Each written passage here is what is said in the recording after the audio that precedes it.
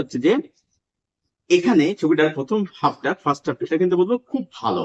এবং এই ছেলে যে মেয়েটির মধ্যে যে মোমেন্টস দেখানো হয়েছে, প্রেমের যে মুহূর্ত দেখানো হয়েছে এবং তাদের যে কনভার্সেশন দেখানো হয়েছে, সেগুলো কিন্তু বলবো অবশ্যই কিন্তু খুব ভালো। এবং ছবিটার মধ্যে একটা কিন্তু সুন্দর মেসেজ দেওয়া হয়েছে।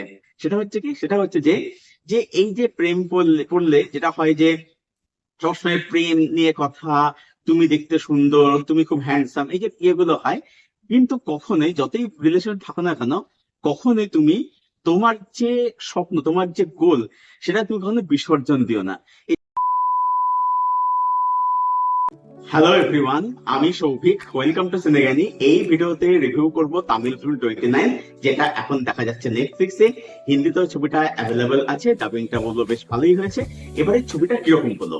এই ছবির যেটা গল্প সেটা হচ্ছে এরকম যে একটি ছেলে যার বয়স হচ্ছে 29, ছবিটা না সেখানে 29, তো সেই ছেলেটি কোনো এম নেই, কোনো গোল নেই, সে জানে না তার জীবনের লক্ষ্য কি, সে জীবনে কি করতে করা যায় সে কিছু জানে না। একদম সাধারণ একটা গরিব ঘরের ছেলে, যার মা চেয়েছিল যে ছেলে এগ্রিকালচার ছেলে পড়াশোনা করুক। এবার এই ছেলেটির জীবনে একটি মেয়ে আসছে। এই মেয়েটির লক্ষ্য উদ্দেশ্য হচ্ছে সে একজন আইএস অফিসার হবে। এবার এদের মধ্যে প্রেম ভালোর সম্পর্ক গড়ে উঠছে, এটা খুব সুন্দরভাবে এগোচ্ছে। এবার যেহেতু মেয়েটার টার্গেট হচ্ছে সে আইএস অফিসার হবে, ছেলেটির কোনো লক্ষ্য নেই, এটা নিয়ে একটা কনফ্লিক্ট এবং তাদের মধ্যে ছাড়াছাড়ি। এবং তার পরবর্তীতে কি হয় জানতে হলে আপনাকে সিনেমাটা নেটফ্লিক্স থেকে দেখে নিতে হবে। এবারে এই ছবিটা দেখবার পেছনে সবথেকে আমার যে কারণটা রয়েছে সেটা হচ্ছে যে এই ছবিটা কিন্তু প্রডিউস করেছে লোকেশ কানাকরাজ এবং কার্তিক সুবরাজ। তো ছবিটার মধ্যে আমার কাছে কিন্তু বেশ কিছু ভালো দিক রয়েছে এবং কিছু নেগেটিভ দিক রয়েছে। কি ভালো দিক? প্রথম কথা হচ্ছে যে এখানে ছবিটার প্রথম হাফটা ফার্স্ট হাফটা সেটা কিন্তু বলবো খুব ভালো। এবং এই ছেলে যে মেয়েটির মধ্যে যে মোমেন্টস দেখানো হয়েছে, প্রেমের যে মুহূর্ত দেখানো হয়েছে এবং তাদের যে কনভার্সেশন দেখানো হয়েছে, সেগুলো কিন্তু বলবো অবশ্যই কিন্তু খুব ভালো।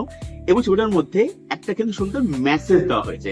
সেটা হচ্ছে কি, সেটা হচ্ছে যে যে এই যে প্রেম পড়লে যেটা হয় যে সবসময় প্রেম নিয়ে কথা, তুমি দেখতে সুন্দর, তুমি খুব হ্যান্ডসাম, এই যে ইয়েগুলো হয়, কিন্তু কখনোই যতই রিলেশন থাকো না কেন, কখনোই তুমি তোমার যে স্বপ্ন, তোমার যে গোল, সেটা তুমি কখনো বিসর্জন দিও না।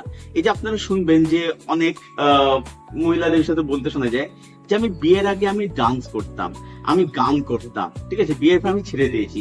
তো যতদিন সম্পর্ক থাকো না কেন, তুমি কখনো ছেড়ে ছেড়ে যে স্বপ্নটা কখনো কিন্তু তুমি বিসর্জন দিয়ে দেবে না। তো সেই মেসেজটা কিন্তু দিচ্ছে যে সবসময় প্রেম করছি মানে এইটা নয় যে সবসময় দেখে প্রেম ভালোবাসা তোমাকে বলতে হবে। তুমি যার কথা তুমি মানে প্রয়োজন তুমি মানে প্রয়োজনীয় কথা, প্র্যাকটিক্যাল কথা তুমি বলো, রিয়েলিস্টিক কথা বলো, যে চাকরি নিয়ে কথা বা কি করে সাংসারিক বিষয় নিয়ে কথা, এগুলো কথাবার্তা বলো, যেগুলো মানে প্রয়োজনীয় কথা সেগুলো নিয়ে কথাবার্তা বলো। এবং তার সঙ্গে ছবিটা বেশ কিছু মানে ট্যাবু সেগুলোকে ব্রেক করে, যে একটা মেয়েটা ছেলেকে ফাঁকা বাড়িতে ডাকছে, মানে বাড়িতে কেউ নেই এরকম অবস্থায় ডাকছে, মানে এই না যে মেয়েটা কোনো হিন্টস দিচ্ছে, সেটাও কিন্তু নয়। তো এই ব্যাপারগুলো দেখিয়েছে আর কি, সেগুলো কিন্তু খুব ভালো। এবং বললাম যে ছবিটা ফার্স্ট হাফ বা যত পর্যন্ত অভিজ্ঞদের মানে মানে ব্রেকআপের আগে অব্দি সেখানে ছবিটা যেভাবে চলতে থাকে সেটা কিন্তু সত্যি দারুণ লাগে। সমস্যা তারপর আমি নেগেটিভ দিকে আসছি, তো সেইগুলো কিন্তু খুব ভালো। নেক্সট বলবো যে এখানে যারা অভিনয় করছে তারা কিন্তু প্রত্যেকে তার যে কিন্তু ভালো কাজ করেছে, বেশ ভালো। এই ছেলেটি ও মেয়েটি তাদের মধ্যে কেমিস্ট্রি ম্যাচ করেছে, মেয়েটি যখন খুব ইনোসেন্ট লাগে দেখতে, ছেলেটিও ভালো কাজ করেছে। তো এদের লিড পারফরমেন্স কিন্তু এখানে ভালো। এছাড়া বলবো ছবির মধ্যে পিজিএম এর কাজ সেটা কিন্তু সত্যি ভীষণ ভালো, মোমেন্টস গুলো সুন্দর করে আপলিফ্ট করে, এনহ্যান্স করে। এবং তার সঙ্গে সঙ্গে ছবির মধ্যে ক্যামেরা ওয়ার্ক বা বৃষ্টি শর্ট যেরকম সেগুলো নেওয়া হয়েছে, শর্ট টেকিং, ঠিক আছে। তো এই ব্যাপারগুলো কিন্তু সেগুলো কিন্তু খুব ভালো করে ছবিটার মধ্যে কিন্তু মানে করা হয়েছে। ছবির শুটটা কিন্তু খুব ভালো, যেখানে ছবির যে মুহূর্ত গুলো সেগুলো কিন্তু সুন্দরভাবে কিন্তু এনহ্যান্স কিন্তু হয়। তো ছবিটার মধ্যে এইগুলো ছিল হচ্ছে পজিটিভ দিক। এবার ছবিটার মধ্যে নেগেটিভ দিক কি আছে? নেগেটিভ দিক হচ্ছে প্রথম কথা, ছবিটার মধ্যে যখন এই ছেলেটির মেয়েটার ব্রেকআপ যখন হয়ে যাচ্ছে, তারপর দেখেন ছবিটা হঠাৎ করে একটা কমেডিয়ান জনের মধ্যে হয়েছে, হঠাৎ করে সেই দাড়ি ফাড়িয়ে হয়ে গেল একদম আর কি, হঠাৎ করে এটা হয়ে গেল। আচ্ছা, তারপর দেখা যায় ছেলেটা হঠাৎ করে সোশ্যাল ওয়ার্কার হয়ে গেল, হঠাৎ করে চাষবাস করা শুরু করে দিল। এবার এই যে এইগুলো হচ্ছে, মানে সে একটা লক্ষ্য বুঝে পাচ্ছে, কিন্তু এটা অর্গানিক হচ্ছে না। এবং তার সঙ্গে ছবিটার মধ্যে প্রথমেই যেটা গোড়াতে একটা গলত ছবিটা করেছে সেটা হচ্ছে যে ছেলেরা জীবনে কোনো গোল নেই, লক্ষ্য নেই, কিন্তু সে তার যে গ্রাম, তার যে এলাকা, সে এলাকার যে সমস্যা সেগুলো নিয়ে সে বলছে। তো এখানে ছেলেটার ক্যারেক্টার পরিবর্তন লক্ষ্য করা যায় না। আচ্ছা, এইবার এই যে মেয়েটি যে আইএস অফিসার হতে চায়, এই মেয়েটি যে পড়াশোনা করছে, আইএস নিয়ে যে প্রিপারেশন নিচ্ছে, শুধু মুখে বলছে, দেখা যাচ্ছে যে পড়াশোনা করছে, কিন্তু সেটা আমরা আলাদা করে কিছু ফিল করতে পারি না। প্লাস সেকেন্ড টাইমে একসাথে পরে মেয়েটা ক্যারেক্টার রেখে আপনার একটু কনফিউজিং মনে হয়। এবং ছবিটা শেষ ভাগে গিয়ে ছেলেটা একটা জিনিস করে মেয়েটাকে খুশি করবার জন্য, যে জিনিসটা আমার কাছে খুব একটা কনফিউজ লাগে, মানে এটা নিয়ে আপনি কোশ্চেন করবেনই আর কি। হ্যাঁ, প্রথমে ছেলেটা তো উদ্দেশ্য ভালো ছিল, কিন্তু সে যে পন্থাটা নেয় সেটা নিয়ে আপনি কিন্তু মানে কোশ্চেন করবেন যে এটা কিরকম হলো আর কি। তো ছবিটার মধ্যে এই সমস্যাগুলো কিন্তু রয়েছে আর কি।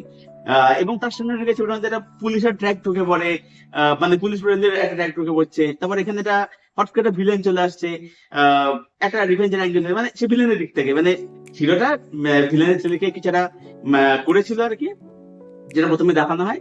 এবং তারপর সে আবার ফেরত আসছে, এবার সে রিভেঞ্জ হয়ে যাচ্ছে, সে একটা অ্যাঙ্গেল দিয়েছে, সেটা হঠাৎ করে আসে এবং সেটা হঠাৎ করে চলেও যায়, যেটা গল্পের মধ্যে আলাদা করে কোনো এলিমেন্ট যোগ করতে পারে না। তো ওভারঅল বলবো যে 29 ছবিটা একটা বেশ ভালো সিনেমা হয়েছে, তবে এই ছবিটা কিন্তু আরো অনেক ভালো একটা ছবি হতে পারতো। মানে ছবিটা একটা স্মুথ একটা লাভ স্টোরি হয়ে এগোচ্ছিল, সেখান থেকে ছবিটা হঠাৎ করে মানে কেমন যারা ফার্স্ট হয়েছে ছবিটা হয়ে গেল। এন্ডিংটা ঠিক আছে, এন্ডিংটা খারাপ না, এন্ডিংটা স্যাটিসফাই করেছে, বাট ছবিটার যে মধ্যিখানে মানে মোটামুটি লাস্ট 1 ঘন্টা মতো আর কি, 1 ঘন্টা ঠিক বলবো না, ওই 40 মিনিটের মতো আর কি, ক্লাইম্যাক্স আগে আর কি, ওইটা ছবিটার রাইটিংটা আমার একটু গোলমাল লেগেছে। তো সব মিলিয়ে 29 এই ফিল্মটাকে আমি রেট করলাম 7.5 আউট অফ 10। এটাই ছিল আমার রিভিউ 29 এই ছবিটাকে কেন্দ্র করে। ছবিটা যারা দেখেননি, ছবিটা অবশ্যই দেখুন, নেটফ্লিক্সে গিয়ে ভালোই লাগবে, বেশ ভালোই লাগবে দেখতে আর কি।